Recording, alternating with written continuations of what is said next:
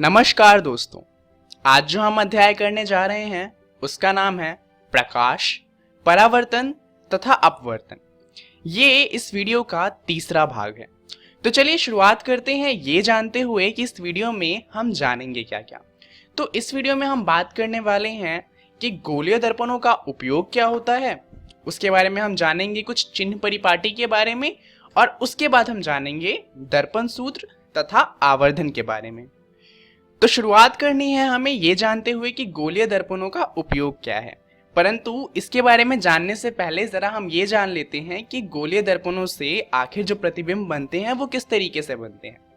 तो सबसे पहले हम अवतल दर्पणों की बात करते हैं। इसके बारे में हम पिछली वीडियो जो थी उसमें भी बात कर चुके हैं और वहां पे तो हमने रेखाखंड का इस्तेमाल करके प्रतिबिंब बनाए भी थे। तो जल्दी से एक बार देख लेते हैं कि यहाँ पर जो हमारा प्रतिबिंब है उसके साइज पे क्या इफेक्ट आ रहा है।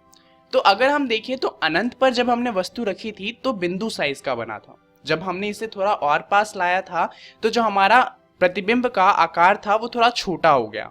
सी पर लाने पर इसका आकार समान साइज का हो गया था। जब इसे हम सी और एफ के बीच में लेके आए थे तो साइज बड़ा हो गया था, और एफ पर लाने पर तो ये अनंत पर बनता है, मतलब बहुत बड़ा। तो हम ये देख सकते हैं कि जैसे जैसे हम वस्तु को पास में ला रहे थे, अवतल दर्पण में क्या हो रहा था कि प्रतिबिंब का आकार बड़ा हो रहा था। वहीं पे अगर हम उत्तल दर्पण की बात करें तो उत्तल दर्पण में क्या होता है कि अनंत पर रखने पर जो हमारा प्रतिबिंब होता है वो बिंदु आकार का बनता है, और अगर हम उसे P और अनंत के बीच में रखें तब हमारे प्रतिबिंब का साइज होता है छोटा। तो यानी कि उत्तल दर्पणों का उपयोग सिर्फ ऐसी जगहों पर किया जा सकता है जहां पर हमें बिंब से छोटे आकार का प्रतिबिंब चाहिए। चलिए एक बार देख लेते हैं कि गोलीय दर्पण होते किस प्रकार के हैं। हम जानते हैं कि ये दो प्रकार के होते हैं, एक होता है अवतल दर्पण और दूसरा होता है उत्तल दर्पण। अब यहाँ पर आप कंफ्यूज नहीं होइएगा, अवतल दर्पण अंदर की तरफ मुड़ा हुआ होता है और उत्तल दर्पण बाहर की तरफ। ये बात हमेशा ध्यान में रखिएगा। अब शुरुआत करते हैं अवतल दर्पण के उपयोग को समझते हुए।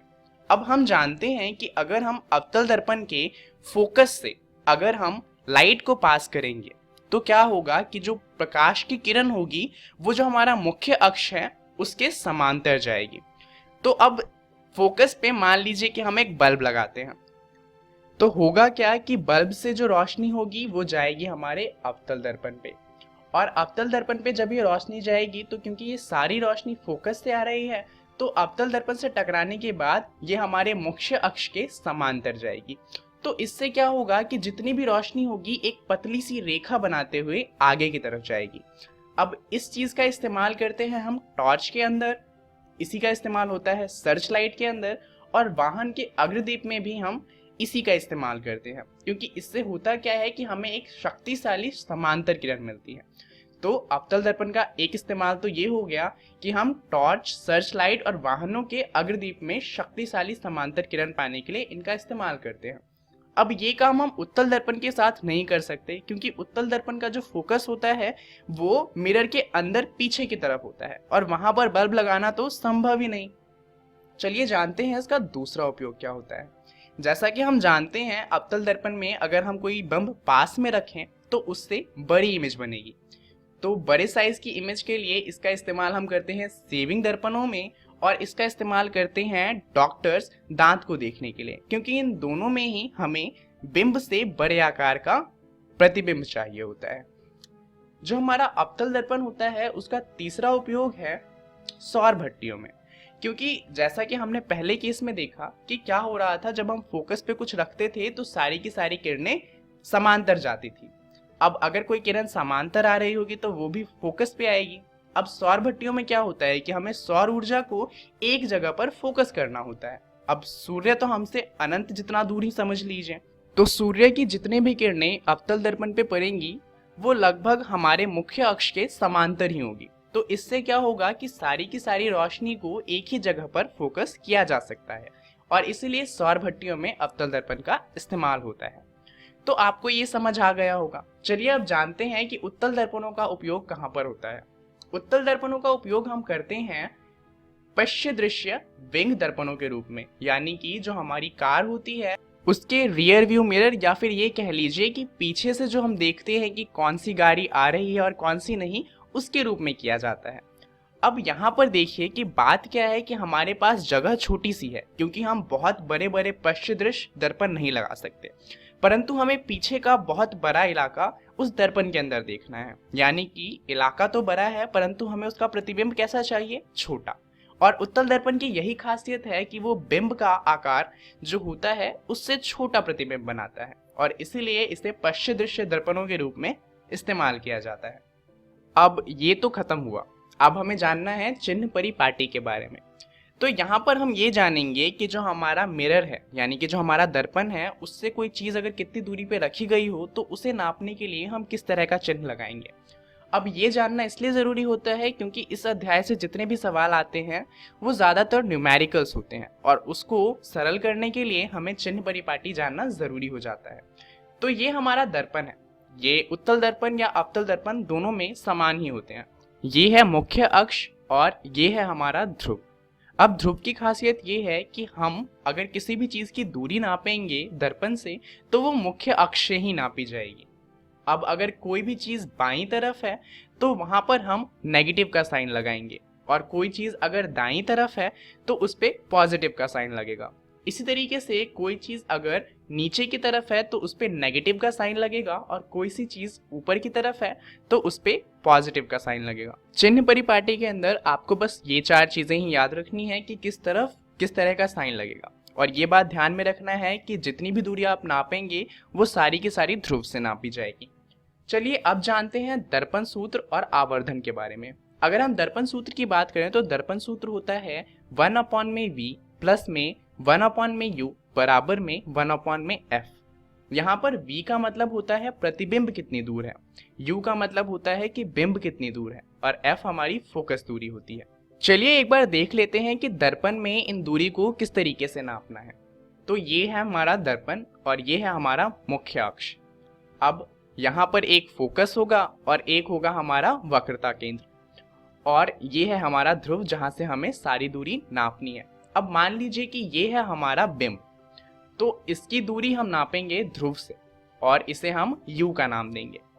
ये है हमारा प्रतिबिंब, मान लीजिए कि c और f के बीच में हमारा प्रतिबिंब बनता है, तो इसकी दूरी जो हम नापेंगे वो भी नापेंगे ध्रुव से और इसे नाम देंगे v का।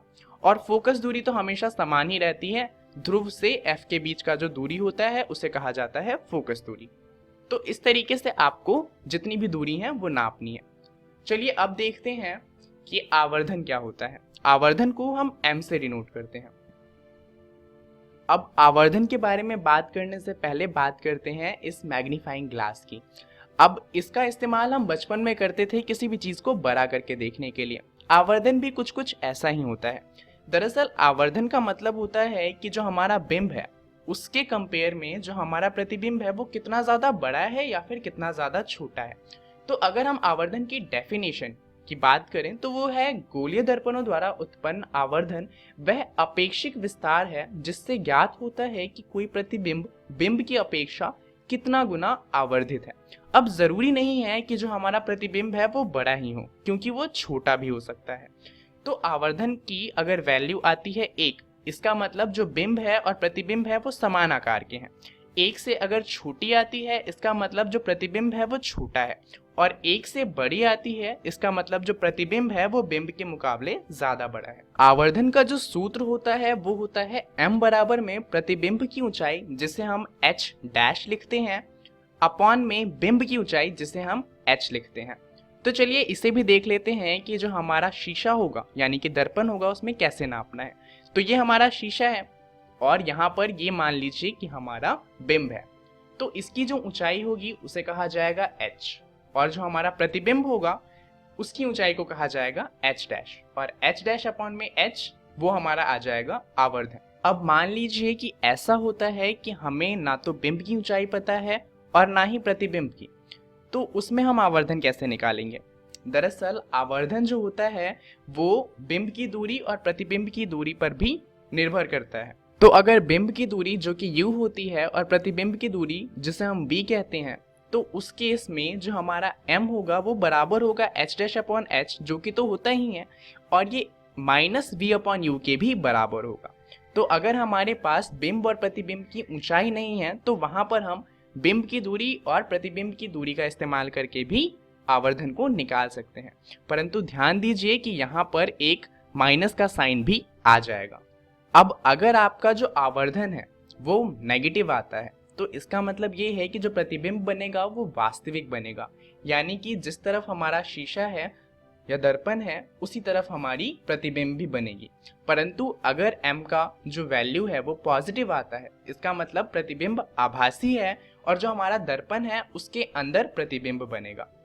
तो अगर आपको ये समझ में आ गया अच्छे से, तो आप कोई सा भी सवाल जो दर्पण पर दिया जा सकता है उसे सॉल्व कर सकते हैं। तो इसी बात पर चलिए आज का होमवर्क देखते हैं।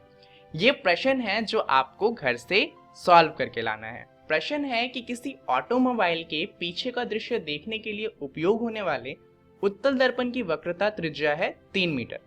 यदि एक बस इस दर्पण से 5 मीटर की दूरी पर स्थित है तो प्रतिबिंब की स्थिति, प्रकृति तथा साइज आपको बतानी है। तो ये सवाल आप लोग घर से कर आएंगे।